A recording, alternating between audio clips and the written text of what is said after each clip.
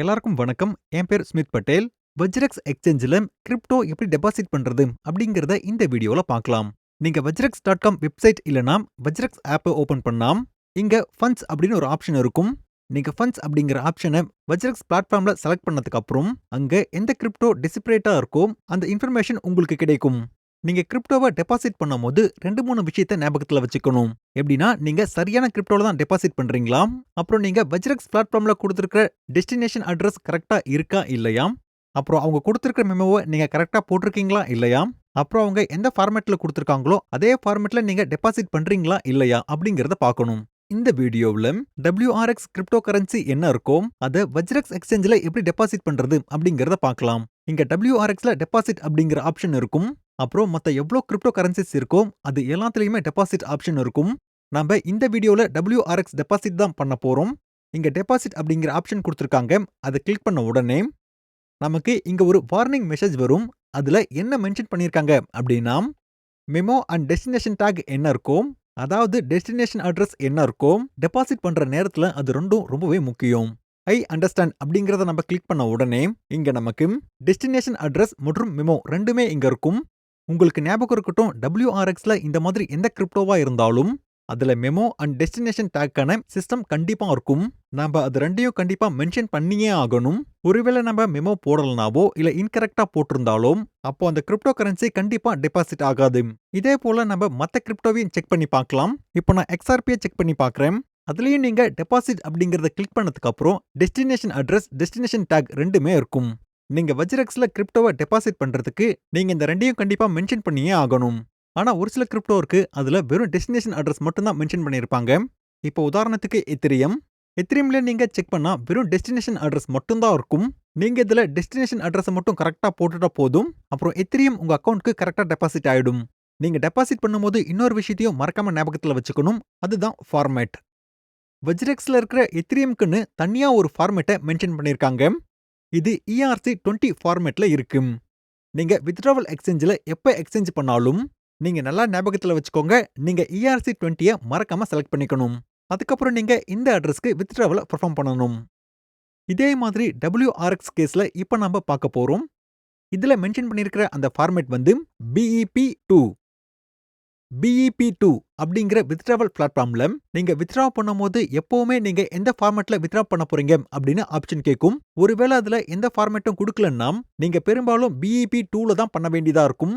ஒருவேளை ஆப்ஷன் கொடுத்திருந்தாங்கன்னா நீங்க BEP2 click பண்ணிக்கலாம்.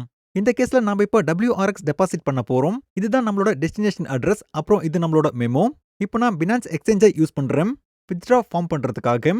இப்போ நான் இங்க WRX ட்ரான்ஸ்ஃபர் பண்ண போறேன். அதனால இங்க WRX செலக்ட் பண்ணிக்கிறேன். அப்புறம் இங்க அட்ரஸ் அப்புறம் நெட்வொர்க் ரெண்டையுமே கேட்டிருக்காங்க. அப்புறம் நீங்க இங்க பாத்தீங்கன்னா நெட்வொர்க்ல நிறைய ஆப்ஷன்ஸ் கொடுத்திருக்காங்க. நீங்க இப்ப பண்ண போற வித்ட்ராவல் எந்த நெட்வொர்க்ல பண்ண போறீங்க அப்படின்னு செலக்ட் பண்ணிக்கலாம். அதுக்கு நாம முதல்ல இங்க கொடுத்திருக்கிற அட்ரஸை காப்பி பண்ணிக்கலாம். அப்புறம் அட்ரஸ்னு கொடுத்திருக்கிற இந்த இடத்துல நம்ம பேஸ்ட் பண்ணிக்கலாம். இங்க பாத்தீங்கன்னா ஏற்கனவே பினான்ஸ்ல இருந்து ஒரு வார்னிங் கொடுத்திருக்காங்க. ஒருவேளை மெமோ இருந்தா நீங்க இதை கண்டிப்பா போடணும்னு. அப்படி போடலனா உங்க வித்ட்ராவல் என்ன இருக்கும் அது கிரெடிட் ஆகாது அப்படின்னு போட்டிருக்காங்க.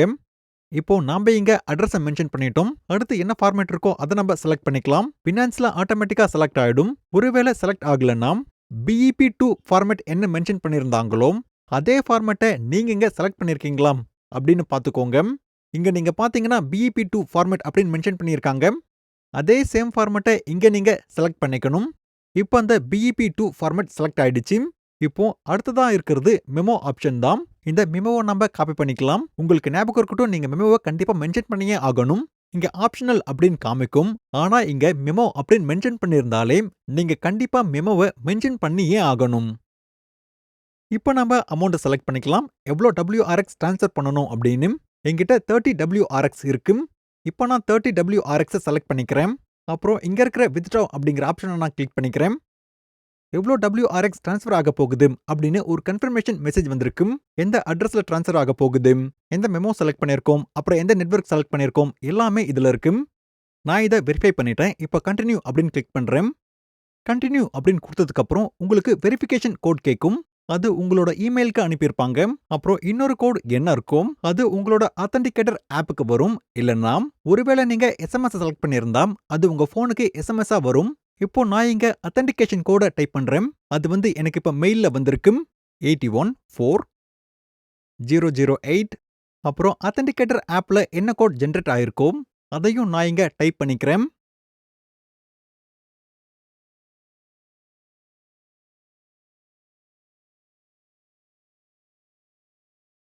அவ்வளோதான். இப்ப பாருங்க வித்ட்ராவல் சப்மிட் ஆயிடுச்சு. இப்போ நான் இத ரிஃப்ரெஷ் பண்ணிக்கிறேன். ரிஃப்ரெஷ் பண்ணதுக்கு அப்புறம் வித்ட்ராவல் என்ன இருக்கும் அது இங்க ப்ராசஸிங் ஸ்டேட்டஸ்ல இருக்கும். அது இந்த ப்ராசஸிங் ஸ்டேட்டஸ்ல இருந்து கம்ப்ளீட் ஆனதுக்கு அப்புறம் இங்க டிரான்சாக்ஷன் ஐடி அப்படின்னு ஒன்னு மென்ஷன் ஆகியிருக்கும். அந்த டிரான்சாக்ஷன் ஐடியை வச்சு வித்ட்ராவல் கம்ப்ளீட் ஆயிருக்கா இல்லையான்னு பிளாக் செயின்ல ட்ராக் பண்ணிக்கலாம். ஒன்ஸ் டிரான்சாக்ஷன் ஐடி ஜெனரேட் ஆயிடுச்சுன்னா பினான்ஸ்ல இந்த வித்ட்ராவல் ப்ராசஸ் ஆயிடுச்சு அப்படிங்கிறது தான் அர்த்தம். அப்புறம் அது WazirX எக்ஸ்சேஞ்சில் உங்களுக்கு கிரெடிட் ஆயிடுச்சு அப்படின்னு அர்த்தம்.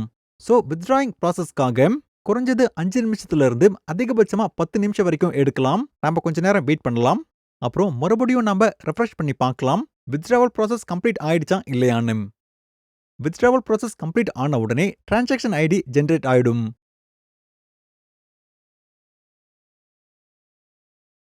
அப்புறம் இங்க வித்ட்ராவல் என்ன இருக்கும் அது 2 நிமிஷத்துக்கு முன்னாடியே ப்ராசஸ் ஆயிடுச்சு.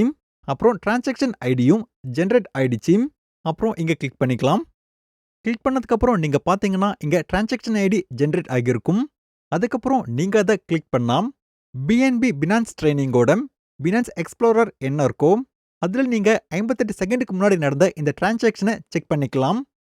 எந்த கிரிப்டோ ப்ராசஸ் பண்ணிருக்கீங்க, எவ்வளோ அமௌண்ட் ப்ராசஸ் பண்ணிருக்கீங்க, எந்த அட்ரஸ்ல ட்ரான்ஸ்ஃபர் பண்ணிருக்கீங்க, என்ன மெமோ போட்டிருக்கீங்க, இங்க என்ன மெமோ மென்ஷன் ஆகியிருக்கோ அது WazirXல இருக்கிற உங்க மெமோ. இது நீங்க மென்ஷன் பண்ண அந்த மெமோ தான். அதே தான் உங்களுக்கு இங்கேயும் காட்டும். இப்போ நீங்க ட்ரான்ஸ்ஃபர் ஹிஸ்டரியை செக் பண்ணி பார்த்தீங்கன்னா இந்த டெபாசிட் உங்க WazirX அக்கௌண்ட்க்கு ட்ரான்ஸ்ஃபர் ஆகியிருக்கும். பினான்ஸ்ல உங்களோட டிரான்சாக்ஷன் சக்சஸ்ஃபுல்லா கம்ப்ளீட் ஆனதுக்கு அப்புறம் ஒரு டிரான்சாக்ஷன் ஹேஷ் ஜெனரேட் ஆகியிருக்கும். நீங்க WazirX பிளாட்ஃபார்ம்குள்ள அதை ரிஃப்ரெஷ் பண்ணி பார்த்து டிரான்சாக்ஷன் ஆகியிருக்கா இல்லையான்னு செக் பண்ணி பார்த்துக்கலாம். இதை ரிஃப்ரெஷ் பண்ணதுக்கு அப்புறம் ட்ரான்ஸ்ஃபர் ஹிஸ்டரியில உங்களோட டெபாசிட் சக்சஸ்ஃபுல் அப்படின்னு இங்க காமிச்சிடும். இதோ இங்க நமக்கு தெரியுற மாதிரி 29.83 WRX தான் WazirX அக்கௌண்ட்க்கு டெபாசிட் ஆகியிருக்கும். அப்புறம் இது அதோட டிரான்சாக்ஷன் ஹேஷ் பினான்ஸ் எக்ஸ்சேஞ்சில் ஜெனரேட் ஆகியிருக்கிற அதே டிரான்சாக்ஷன் ஹேஷ் தான் இங்கேயும் இருக்கும் உங்க வித்ட்ராவல் ப்ராசஸ் ஆனதுக்கு அப்புறம் இந்த மாதிரி நீங்க உங்க WazirX எக்ஸ்சேஞ்சில் எல்லா கிரிப்டோவையும் டெபாசிட் பண்ணலாம். நீங்க இந்த விஷயத்தை மட்டும் மறக்காம ஞாபகத்துல வச்சுக்கோங்க. உங்க டெஸ்டினேஷன் அட்ரஸ் மற்றும் மெமோ உங்க ஃபார்மேட்டை நீங்க சரியா போடணும். நீங்க அது எல்லாத்தையும் கரெக்டா போட்டுட்டீங்கன்னா உங்களோட கிரிப்டோ WazirX பிளாட்ஃபார்முக்கு வெற்றிகரமா டெபாசிட் ஆயிடும்.